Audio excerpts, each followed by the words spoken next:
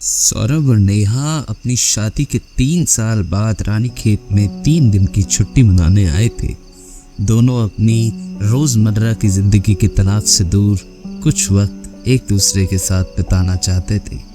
पहाड़ों का सुकून और हरे भरे जंगल उन्हें बहुत आराम देते थे, लेकिन सौरभ के दिल में एक गहरा राज छुपा हुआ था। एक ऐसा राज जो उसकी जिंदगी को हमेशा के लिए बदल देगा।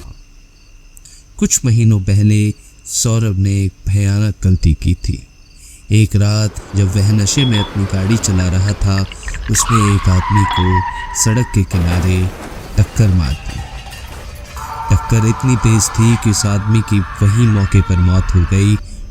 डर और घबराहट के मारे सौरभ ने उस आदमी की लाश को सड़क से उठाया और जंगल के एक वीरान हिस्से में दफन कर दिया। पुलिस कभी उस तक नहीं पहुंच सकी और सौरभ ने यह राज अपने अंदर दबा कर रखा, लेकिन उसका पाप उसका पीछा नहीं छोड़ने वाला था। रानीखेत का पहला दिन सौरभ और नेहा ने चौपटिया गार्डन्स घूमने का प्लान बनाया। जंगल के बीच से गुजरकर वो दोनों ठंडी हवा का मजा ले रहे थे, लेकिन जैसे जैसे दोनों जंगल की गहराई में गए, उन्हें एक अजीब सी घबराहट होने लगी। जंगल का सुकून अब एक अजीब सी बेचैनी में बदल रहा था। चलते चलते नेहा ने एक औरत की परछाई देखी जो पेड़ों के बीच खड़ी हुई थी। उसका चेहरा दिखाई नहीं दे रहा था, लेकिन उसके लंबे काले बाल और सफ़ेद कपड़े सौरभ को एक अजीब सी याद दिला रहे थे। नेहा ने डरी हुई आवाज़ में सौरभ से कहा, वो देखो, कौन है वहां? सौरभ ने जैसे ही वहां देखा, उसका चेहरा एकदम से पीला पड़ गया। ये वही औरत थी जिसे उसने कुछ महीनों पहले अपनी गाड़ी से टक्कर मारी थी। लेकिन अब भी वह कैसे जीवित हो सकती है?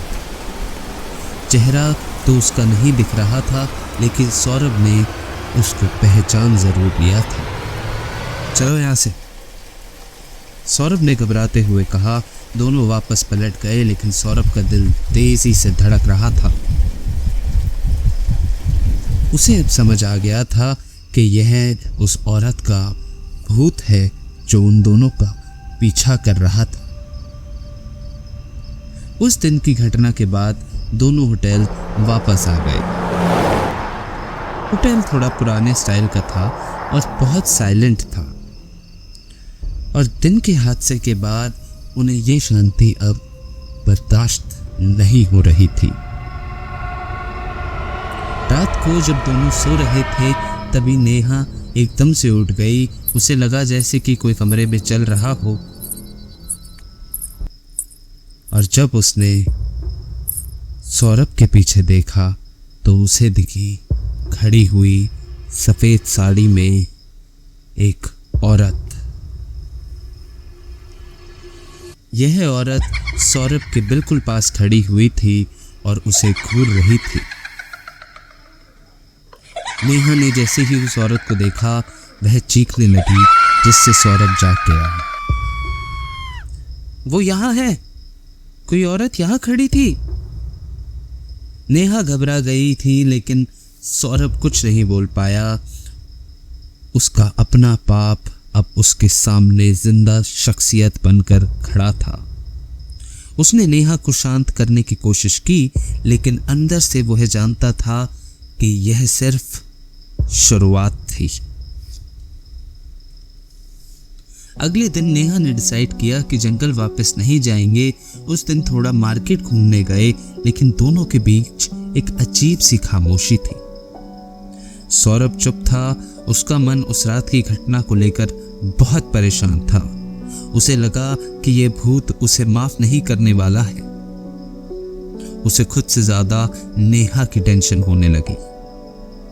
रात को जब दोनों फिर से होटल आए, तब सब कुछ शांत लग रहा था, लेकिन रात के बीच सौरभ एक अजीब सा सर्द हवा महसूस करके जाग गया। जैसे ही उसने अपनी आंखें खोली, उसने देखा वही औरत अब बिल्कुल उसके पास खड़ी थी। इस बार उसका चेहरा पूरी तरह से दिख रहा था, पीला, खून से लथपथ, आंखों में गुस्सा, लाल आंखें। उस औरत का हाथ सौरभ की तरफ उठा, जैसे उसे उसके गुनाह का सामना करवाना चाहती हो। तुम भाग नहीं सकते। एक ठंडी भयानक आवाज गूंजी। सौरभ का दिल जोर से धड़कने लगा। नेहा जाग गई और डरी हुई आवाज में पूछा, क्या हो रहा है?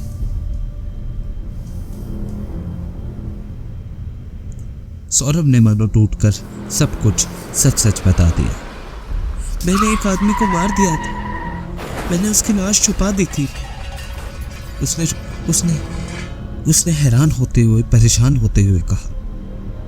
नेहा यह सब सुनकर हिल गई। उसने अपने कानों पर यकीन नहीं हो रहा था। उस कमरे में अभी भी वह भूत वही खड़ा था, जैसे वो अपने इंतकाम का इंतजार कर रहा।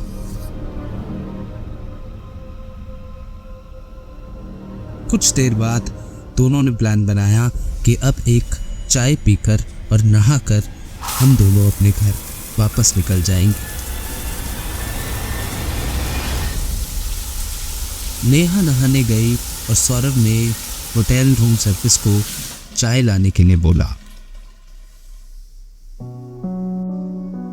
सौरभ चाय का वेट ही कर रहा था।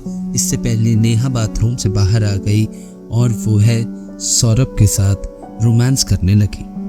दोनों ने एक दूसरे के नजदीक आना ही शुरू करा था कि एकदम से होटल के रूम की बेल बज गई। जैसे ही डोरबेल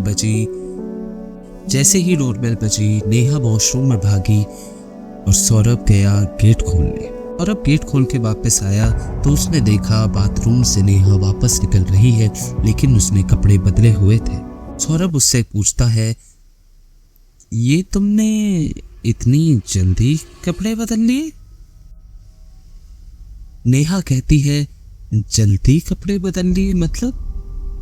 मैं तो अभी आई हूं बाथरूम से, मैंने तो यही कपड़े पहने हुए हैं। सौरभ कहता है, तुम अभी बेड पे बैठ के मुझसे बातें कर रही थी और तुमने कुछ और कपड़े पहने हुए थे। जिस पे नेहा कहती है कि मैं तो अभी अभी बाहर आई हूं। और यह सुन के सौरभ दंग रह जाता है। अगली सुबह सौरभ और नेहा बिना एक दूसरे से कुछ कहे अपने बैग्स पैक कर रहे थे। दोनों जल्दी से रानीखेत छोड़ना चाहते थे, लेकिन जो घटना रात को हुई थी उसने उनके रिश्ते को हमेशा के लिए बदल दिया था। नेहा अब तक चुप थी। उसके मन में कई सवाल घूम रहे थे। वह बहुत परेशान थी और सौरभ को पता था कि जो उसने किया था उसे उसका प्रायश्चित एक दिन जरूर करना पड़ेगा। जब दोनों वो गाड़ी में वापस जा रहे थे, सौरभ ने एक बार फिर से माफी मांगी। नेहा ने कुछ नहीं कहा। उसका चेहरा एकदम सीधा था, जैसे अब उसके मन में कोई भावना बची ही नहीं थी। पहाड़ और जंगल तो अब फिर से शांत लग रहे थे, लेकिन सौरभ जानता था कि कुछ चीजें कभी शांत नहीं हो सकती। उसका पाप और उस आदमी का इंतकाम अब उनके रिश्ते पर छाया बनकर हमेशा के लिए छा गया था। और ऐसी और वीडियोस के लिए हमें सब्सक्राइब कीजिए। Thank you.